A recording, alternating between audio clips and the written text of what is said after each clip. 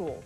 He held his own in summer pickup games against visiting NBA stars, including Wilt Chamberlain. Basketball at the time was my life. I remember having to play basketball, and sometime my mother would call me to come home and eat. I wouldn't go home and eat. I would just stay out on the basketball court, and it just consumed my whole life. I remember the first time I saw Connie Hawkins was when I was a 13-year-old little boy in the Rutgers tournament, watching him play in the Rutgers tournament, and I looked at him, and it was unbelievable to see a guy do the things that he could do. Hawkins was named a high school All-American in 1960, and he took his special blend of size and ball handling skills to the University of Iowa. But during his first semester at Iowa, a point-shaving scandal erupted back in New York, and Connie's name surfaced. Though never charged with any wrongdoing, he would spend the next 10 years fighting for vindication. Once you get caught with a name, you're stuck with it for life, no matter what it is. I mean, you are stuck with it.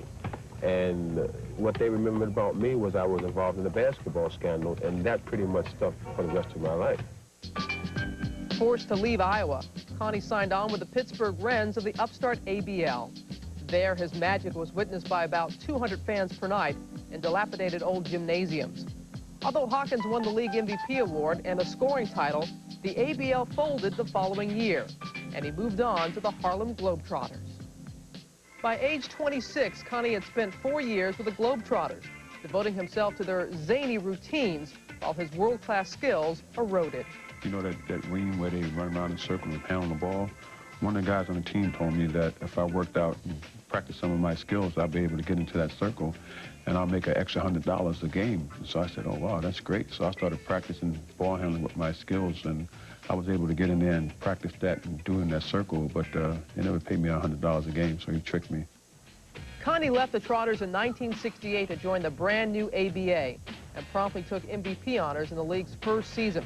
He also led his Pittsburgh Pipers to the first ABA championship. The ABA championship for me was probably the biggest thing that ever happened to me. I mean, it felt like a championship. It actually felt like we were the best team in the world at the time. Although he was playing competitive basketball again, Hawkins was still relegated to a smaller stage. But throughout his years away from the NBA, he never stopped fighting to clear his name. And after years of proclaiming his innocence, Hawkins was finally admitted to the NBA in 1969, a decade after he first battled NBA stars on the playground.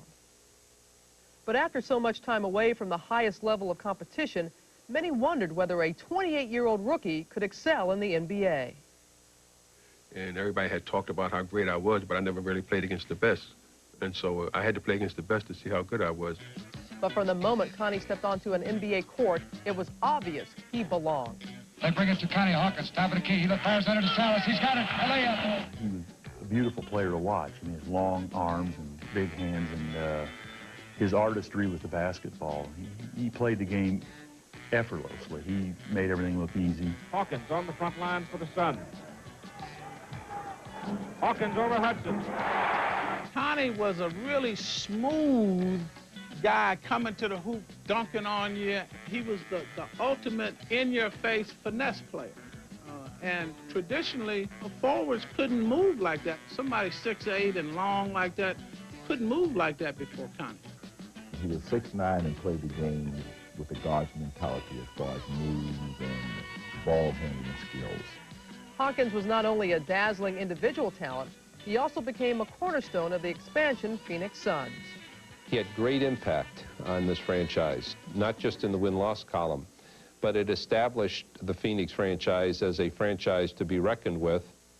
And Connie Hawkins, he of the incredible moves, helps the Suns gain a commanding lead of 3-1 over the Lakers.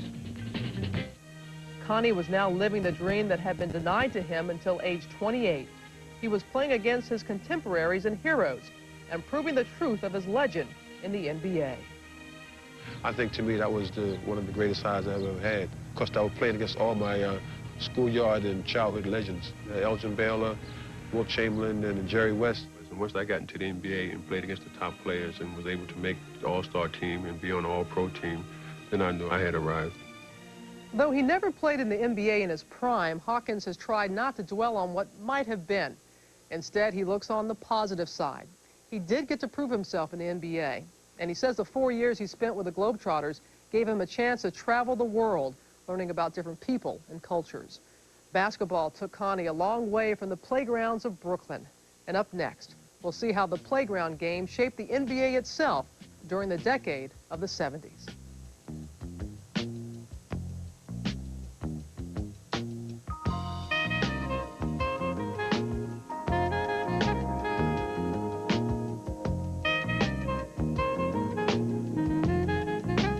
Regarded as the ultimate playground game. And as we check out NBA.com, we see that playground ball was the subject of a book by reporter Pete Axthelm called The City Game.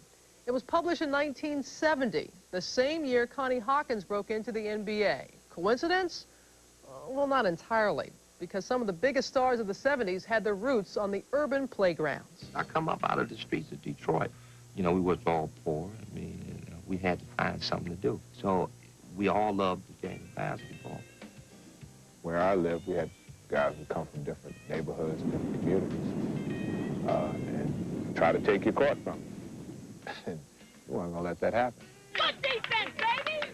Good defense! We're going to beat these guys! We would get into a car and would go to Philly to go play against the top players there and find out who was good there. We'd go up to Washington, D.C. and play against players up there. So there was like a little cult among ourselves, and we were the top shootout players. When you watch playground players, they come with their own unique style. You got shake and bake guys, you got guys who can dunk, you got guys that can fly. People come to see action. Ah! And it wasn't long before the spirit of the playground found its way onto the courts of the NBA. The playground was a huge influence on everything the NBA has become. You had guys who would bring stuff that they'd learned in the playgrounds, and it would work in the NBA because you had seen it before. Almost jazz-like movements that came in the 70s to the NBA. The influence of the playgrounds continued to grow as summer leagues cropped up in many major cities. Leagues such as the Rucker Tournament in New York, the Baker League in Philadelphia, and the Martin Luther King League in Chicago. These leagues were a showcase for the best local talent around, and it wasn't long before NBA stars became curious and asked, who's got next? We used to fly in during the summer months, and we would play all summer in New York at the Ruckers because we wanted to play outside. And people didn't think about knees. You didn't think about, well, you know, what about just playing ball for nothing? What are you doing this for? I mean, this was like a pleasure. Connie Hawkins, who was then a professional of long standing, would show up at halftime and play in one of these games, and people would be hanging up in the trees, literally, or they would be crowding around these chain link fences, and it was just some great social happening was taking place. The exploits of Connie Hawkins were legendary in the New York schoolyards, and he displayed his talent to a wider audience once he got to play on the pro level. Up next, we'll look at Connie's days in the ABA as we go back to the 1968 ABA Finals. Now, of course you remember that series between, you guessed it, the Pittsburgh Pipers and the New Orleans Buccaneers. We'll be right back. In one of the league's star attractions, leading his Pittsburgh Pipers into the ABA Finals.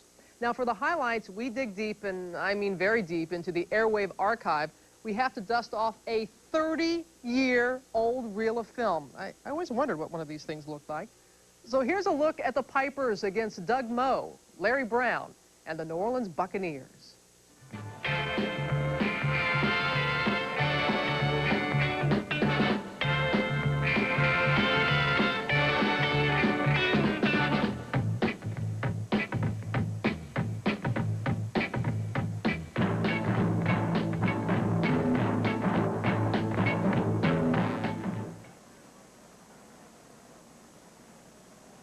Game 6 was a must for the Pipers. Lose this one, and there'd be no tomorrow. Would a healthy Hawkins make the difference? Could his knee take the punishment? Game 6 provided a positive answer on both counts. Hawkins could and would make the difference. Tape and brace, the Hawk played the full 48 minutes and ran in 41 points to lead the Pipers to a 118-112 win. Here he is from long range. But for nearly 3 quarters, the New Orleans club appeared headed for the ABA championship. A tremendous second period for the Bucks almost turned the game into a rout as they racked up 40 points. Here's Red Robbins. Doug Moe. Robbins again. Here's Jimmy Jones on a steal.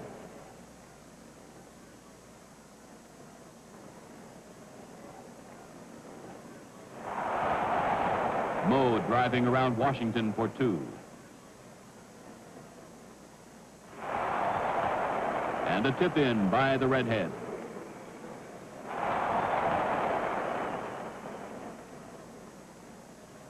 At the half, it was 72-59.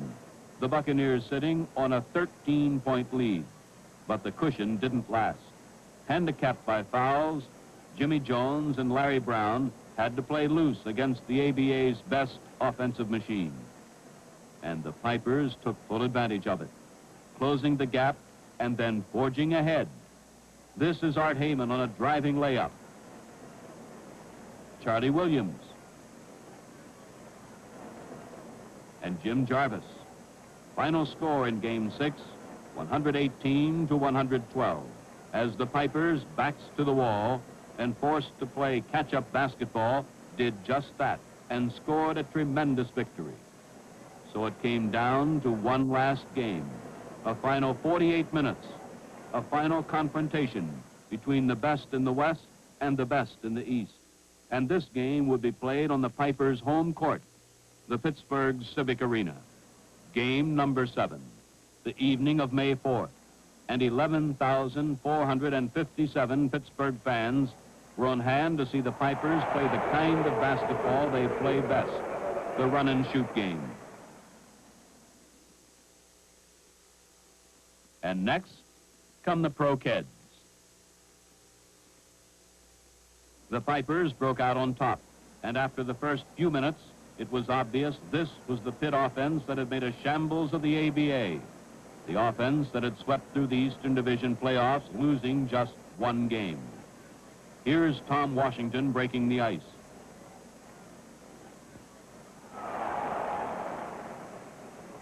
Doug Moe on an 18-foot jumper. Loose ball, and Heyman leading a 3-on-1 fast break. Williams, and he's fouled by Brown. Williams again, this time from the outside. At the 12-minute mark, it was the Pipers in front by 4. New Orleans came right back in the second quarter and cut the lead to 2 with this basket by Jimmy Jones.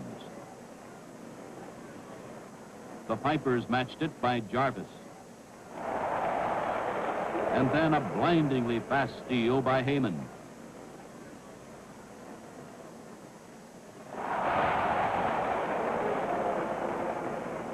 Number 12 again, all alone under the New Orleans basket. Even the fine shooting of Jimmy Jones wasn't enough to head off the Pipers' running game. And by halftime, the Pipers had surged to a 67-55 lead. Nor did the 20-minute intermission cool off the Pittsburgh club. Vaughn started the second half with a 3-pointer as the Pipers continued to open up their lead, and at one time in the third period had forged a 20-point cushion. Hawkins misses, but Washington was there. The Buccaneers weren't finished yet. Sparked by Jimmy Jones and Doug Moe, the Bucks began to come back.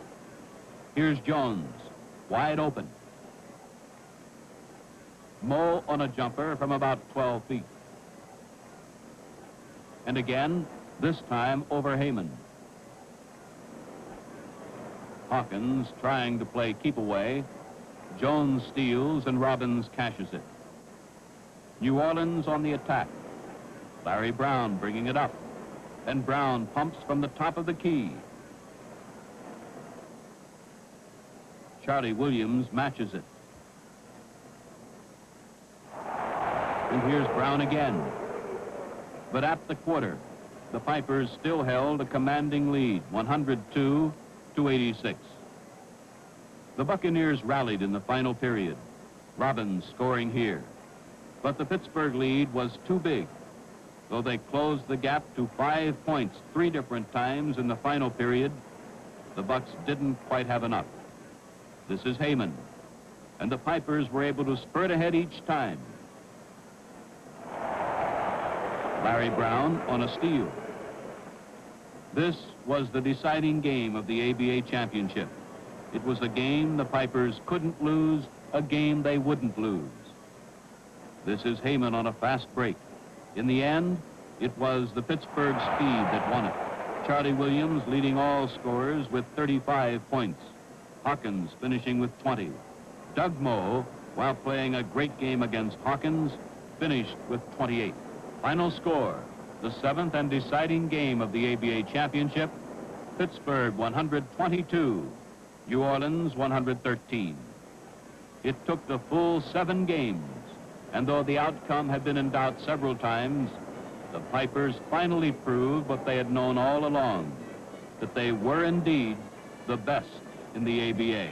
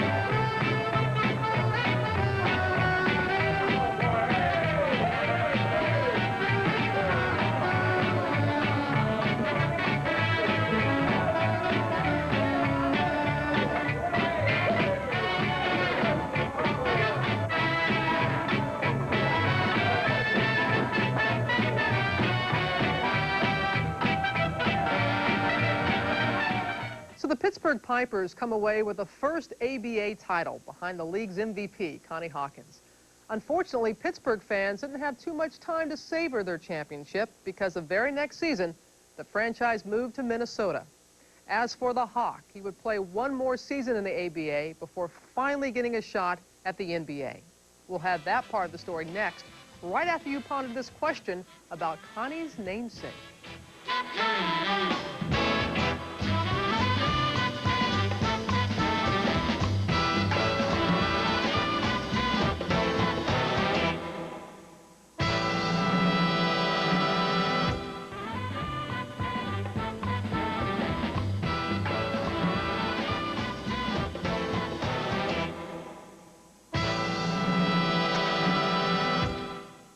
In 1969, Connie Hawkins would get his chance to perform on basketball's biggest stage.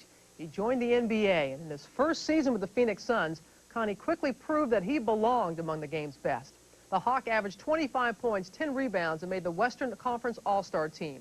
And right now, we're going to take you back to the 1970 All-Star game. Let's head to Philadelphia and join Chris Schenkel and Jack Twyman.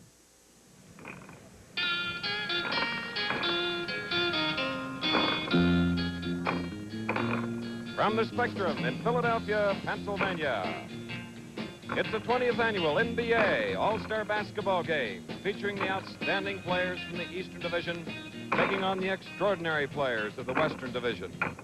That's right, they're all here. Robertson, West, Baylor, Havlicek, Willis Reed. You'll be seeing them play momentarily. And now the starters for the West. At forward, playing in his 11th All-Star game, the #2 scorer in the history of the NBA with over 22,000 points, the captain of the Lakers, Elgin Baylor.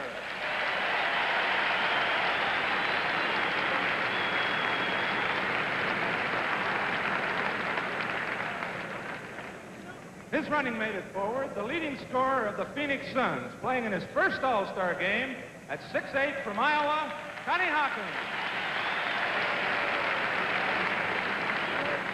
The East is leading 8-4. The West with the ball. Elvin Hayes of San Diego. Hawkins of the Phoenix Suns. Jack Madden spots a foul. So going to the line now on a Cunningham foul will be Connie Hawkins of the West. 23.4 average, 6'8", and he's a tremendous ball handler, as you'll undoubtedly see tonight.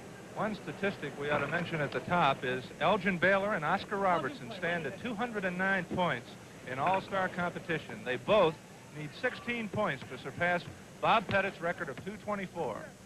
And now looking at Frazier of the East. Hayes on a fine rebound for the West. His second of the ball game. Jerry West of the Los Angeles Lakers. And the forward, Connie Hawkins, commits his first foul, an offensive foul, so the offended team will inbound it. For the first 5 or 8 minutes, all we see is one team feeling out the other team, giving it to one player or another, see who can have an advantage over the player that's guarding him. They're feeling one another out, Chris. A lot of picking, screening, and now holding is called against Connie Hawkins. Back-to-back fouls on the Phoenix Sun star as Willis Reed goes to the line. Reed of the Knickerbockers. Incidentally, following medical examination yesterday, determined that he does not have an ulcer.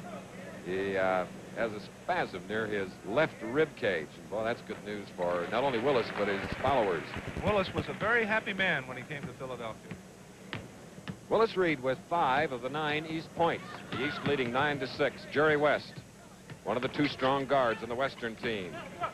Baylor, 22. Hawkins, 42 to Hayes, 11.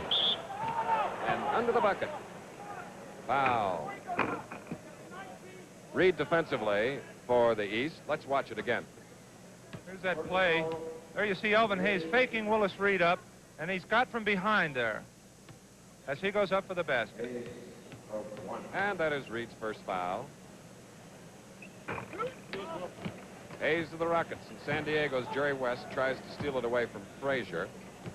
Richie Powers, the referee, helps put it in play. Billy Cunningham of Philadelphia, Havlicek of Boston. And Hawkins goes up for the rebound, and let's see, was he fouled by Cunningham? I guess not. There's Red Holtzman. His first year as an all-star coach at the helm of the Knickerbockers since December of '67. And Mr. West, a hot hand. And you see Willis Reed staying inside. Richie Gere and I talked to him before the game, and if they can't get Willis Reed out from inside, he plans to put Elvin Hayes at forward to try and open up the middle. So let's see how that strategy develops. Willis Reed of the East. Hayes rebounding for the West, his third. West quickly to Baylor. And Willis Reed to Billy Cunningham. Cross court to Robertson. Frazier. And the quick reflexes of Robertson saving. The big O. 11-8 now. The East All-Stars leading with 6 minutes and 42 seconds. This is Richie Guerin watching his West team with the ball now. Jerry West. Connie Hawkins. Elgin Baylor rebounding. Double team. Jump ball. There we saw that strategy. Connie Hawkins, after Elvin Hayes pulled outside, opened it up inside for Connie Hawkins to work one-on-one against Billy Cunningham. Billy tied him up. And the East controls it. Hudson's guarding Robertson. Deflects the ball. Frazier saves it. Under to his teammate Reed. Hayes defensively. Comeback shot by Reed. Reed now with 7 points. The East 13. The West 8.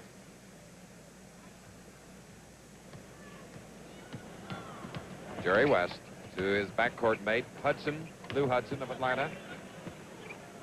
Elgin Baylor. 11th time an All-Star. West his 10th time.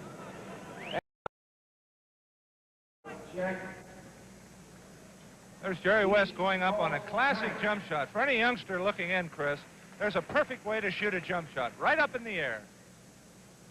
There's a timeout here at the Spectrum in Philadelphia with the score. The East All-Stars 13, the West 8. Well, just in case you missed it, the East went on to win the game, and Willis Reed was the MVP. It was the first of 4 NBA All-Star games for Connie Hawkins. And while he achieved personal success that year, he was also putting the expansion Phoenix Suns on the map. Connie led the Suns to the playoffs in just their 2nd season as they lost to the powerful Lakers in 7 games. Up next, another Hawk sighting from the early 70s. If I could think about any player being artistic, I would say Hawk was an artist on the court. Connie Hawkins, beauty. And I think he really enjoyed that part of the game, knowing that if he made a move, it was a pretty move. I saw Connie doing the things that we later saw Julius Erving do. by the time he got to the NBA, yeah, people knew who he was, but they never saw the real greatness that was his. During the early years of the Phoenix Suns, one of the biggest questions they faced was heads or tails. The Suns were involved in two of the NBA's biggest coin flips. They lost the first for the right to draft Lou Alcindor, later Kareem Abdul-Jabbar, but they won the second, and that brought them Connie Hawkins. We head back to the Airwave archive now for a look at Connie's second season in Phoenix. It's Christmas Day 1970. The Suns are hosting Pete Maravich and the Atlanta Hawks. So let's join Chris Schenkel and Jack Twyman for the start of the fourth quarter. Phoenix by 2, 93-91 as we go to the fourth quarter. And in the third quarter, Atlanta outscored Phoenix 40-30. And in that third quarter, Atlanta only had 3 turnovers. They had 16 turnovers in the first half, so they were much more careful with that ball in the third period, and as a result, cut that deficit from 12 to 2. Bellamy against Hawkins for the tip-off to start the final period. And it's controlled by Clem Haskins of Phoenix, Van Arsdale, Mel Counts, Paul Silas. The lineup for the Suns. Here's Hawkins working against Jim Davis, Lou Hudson, Bill Bridges, Walt Bellamy, Walter Hazard. And Hawkins driving for the bucket, does not get it, but he is fouled. The foul is on Bellamy. 4 fouls on Bellamy. Was it good? It was good. Connie Hawkins making that move on Jimmy Davis. They're trying to get the ball to Hawkins because he's quicker than the taller Jimmy Davis. So Hawkins is isolating on the side, and the Suns are going to him. Now 10 points for Hawkins, 5 out of 9 from the field. He gets a three-point play, and it's a big three-point play in the top of the fourth quarter for Phoenix. 96-91, a 5-point lead for the Suns as Hazard comes down the court. That's Bellamy with Counts coming to pick him up. And Mel fouls it. That's 5 fouls on Counts. 5 personal fouls on Mel Counts.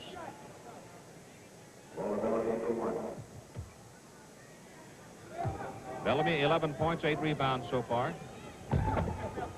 Counts the rebound as Bellamy misses.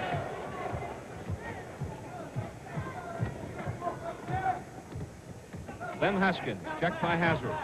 Mel Counts. And Bridges rebounds for Atlanta. Hudson and Hazard. Bellamy inside, intercepted by Silas.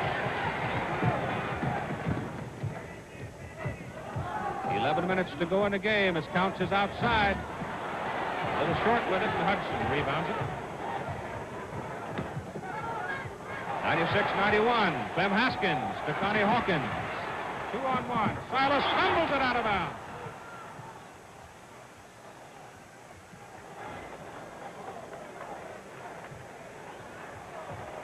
Hudson and Hazard bring it down for Atlanta. Hawks trail by 5. Atlanta 21 turnovers. Underneath it's Bridges. He traveled. Had a great feed pass, but he could not control his momentum. And now the Hawks have 22 turnovers in the ball game, twice as many as Phoenix. Van Arsdale. .14-footer. 98-91, and Van Arsdale has 28 points in the game. He's checking Hazard. Go to Davis. An offensive foul on Jim Davis.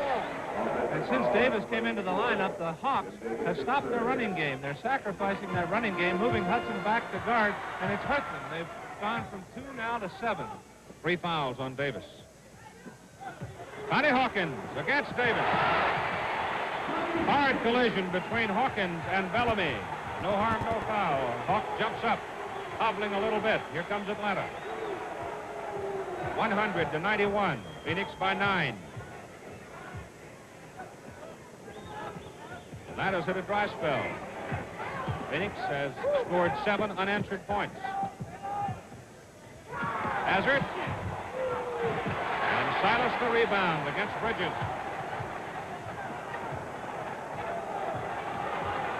Hawkins over Bellamy. Gets his own rebound. Haskins is fouled by Davis. And Pete Maravich, who's been out of the game for a breather, is up to come back in. Davis has 4 personal fouls. Walt Hazard is going out and Maravich in. That's the second team foul in the period against Atlanta. And when Maravich went out, they were only 2 behind. Now they're 9 behind. So he adds a great deal of mobility to that Atlanta lineup. Ben Haskins at the line has 12 points. His second free throw is good. 6 assists in the ball game for Haskins. Now let's see if Maravich can stir up the Hawks again. Haskins checking Maravich. Bellamy looks inside, nobody there. And that's Maravich. Pete now with 22 points in the game. We have 9:05 to go in the ball game. 102-93. Here's Van Arsdale over Bellamy. Off Mel counts. Nope. Off the man in blue, Bridges. Here comes Christian, big 7-foot rookie into the ball game, and Bellamy goes out for Atlanta. Counts, checked by Christian, shoots over him, misses. Haskins.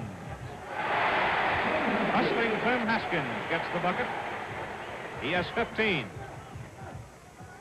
104-93. And Maravich.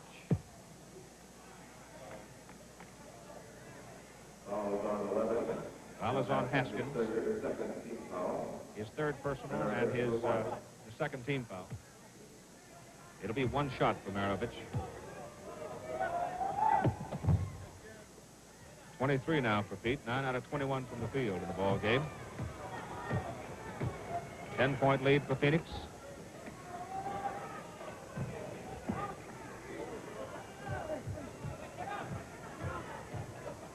Haskins free from 20. 12-point lead now for the Suns.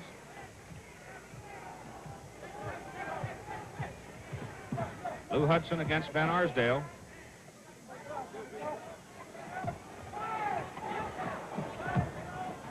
Behind Davis.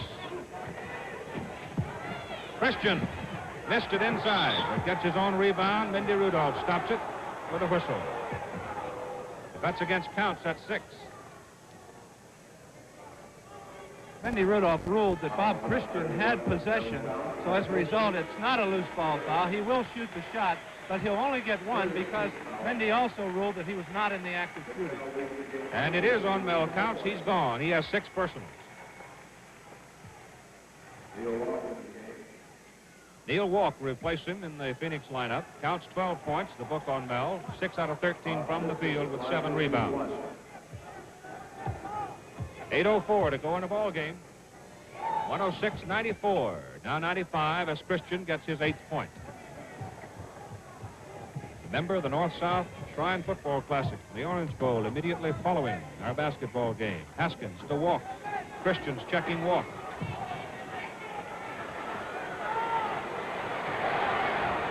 Here's Haskins, missing badly. Had to hurry his shot, and Bridges rebounds.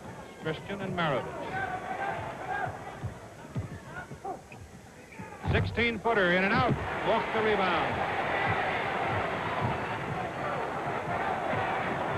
Connie Hawkins had a scoring surge in the 3rd quarter. He has not scored in the 4th. As Van Arsdale misses, follows, and tries again.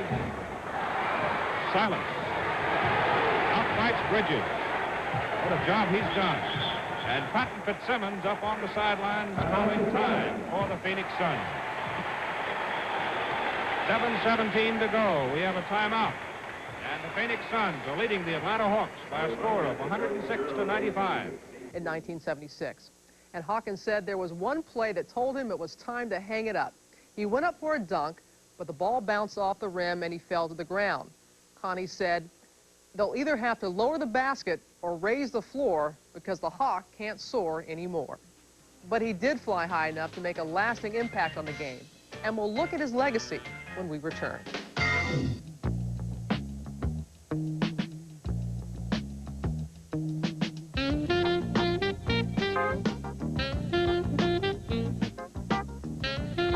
The playgrounds of New York City produced some of the NBA's greatest stars, including Billy Cunningham, Tiny Archibald, and Bernard King.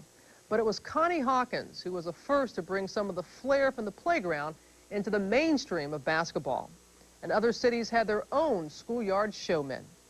Growing up in Philadelphia, Earl Monroe invented the moves that would make him Earl the Pearl. He took his shake and bake style from the playgrounds to the NBA, the Baltimore Bullets, and the New York Knicks. Isaiah Thomas learned the game on the playgrounds of Chicago.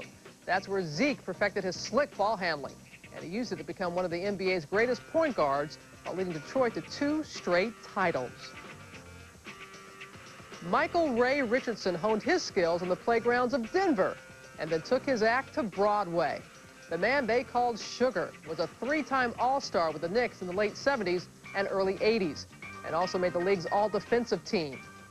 And there was Reggie Theus, who played his pickup ball in Los Angeles in the shadow of the Forum. Reggie started with the Bulls in the early 80s during the pre-Michael Jordan era, and he was one of the league's most explosive scorers.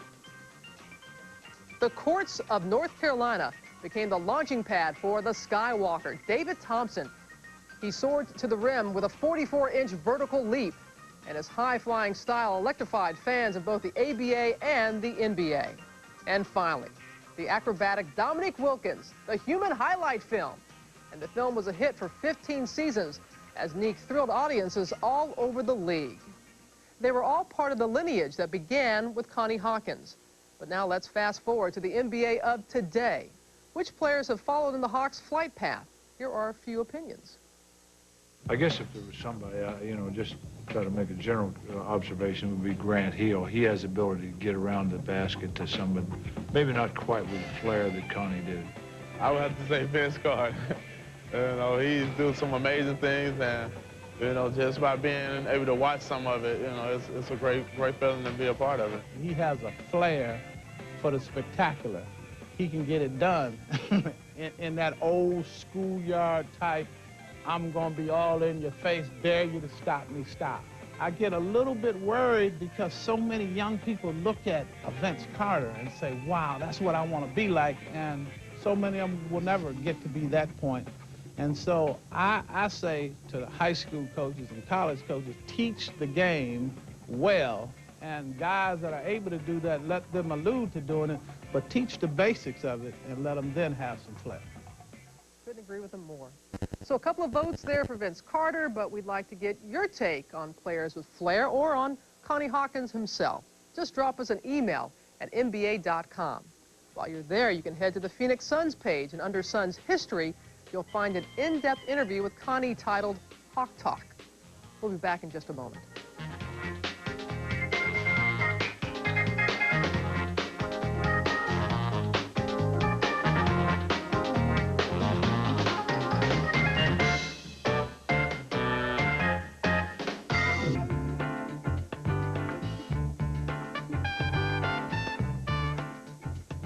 The odyssey of Connie Hawkins ended in 1976 when he retired from the NBA.